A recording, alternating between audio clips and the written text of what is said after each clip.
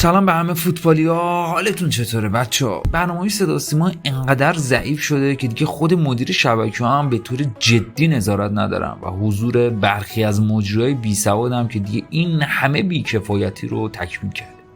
حالا شما نگاه کنید برنامه شب یلدا که همه پای تلویزیون نشستن و دوست دارن از برنامه لذت ببرن، یه مجری واقعا بیسواد به علم رسانه به بهانه طرفداری از تیمش میاد یه کلمه‌ای رو میگه که اصلا جاش توی تلویزیون نیست و تو این شب قشنگ باعث شروع جنجال در فدراسیون و طرفدارا میشه. ما اشیا یحیای پلاستیکی عروسکای یحیی گل محمدی هست بیرون دیگه. احسن این حرفش فکر کنم بعداً برامون نه آقا عروسک ها نه عروسک کوچولوی فوتبالیستا رو من روبرتو کارلوس فقط دیدم. نه با بازیکنای ایرانی هم هست، با مربیای استقلال، مربیای پرسپولیس هست. در پی توهین این مجری بیسواد باشگاه پرسپولیس در رسانه رسمی اعلام کرد پی اهانت صورت گرفته به یحیی گل محمدی که اسباب ناراحتی این باشگاه و هواداران تیم رو به همراه داشته معترض است و خواستار محکومیتش را از صدا و سیما کرد. اگر به حق هم بخوایم نگاه کنیم انتظار می‌رفت که شبکه تهران نسبت به عذرخواهی از هواداران و سرمربی تیم اقدامی انجام بده، اما باشگاه پرسپولیس هم با اعلام حمایت جدی از سرمربی تیمش از مجری برنامه مربوطه نیز رسما شکایت کرد.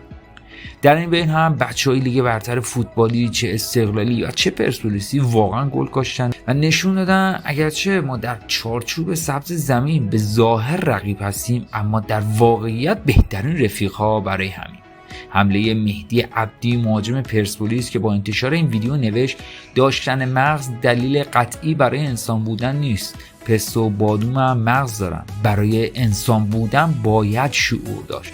که ما بفهمیم استقلالیا بیشترن یا پرسپولیسیا، که حتما پرسپولیسیا بیشترن استقلالیا کمترن. اینم دلیل داره، حالا من نمیخوام بهش بپردازم ولی دلیل علمی داره که اصولا همیشه اونهایی که بالاخره خیلی باهوشتر بودن یا بالاخره خاص‌تر بودن تعدادشون کمتره دیگه. برای همین ما اصلا از این قضیه گلایه نداریم و باش هم مشکلی نداریم. اشیا یحیای پلاستیکی عروسکای یحیی گل محمدی هست بیرون دیگه.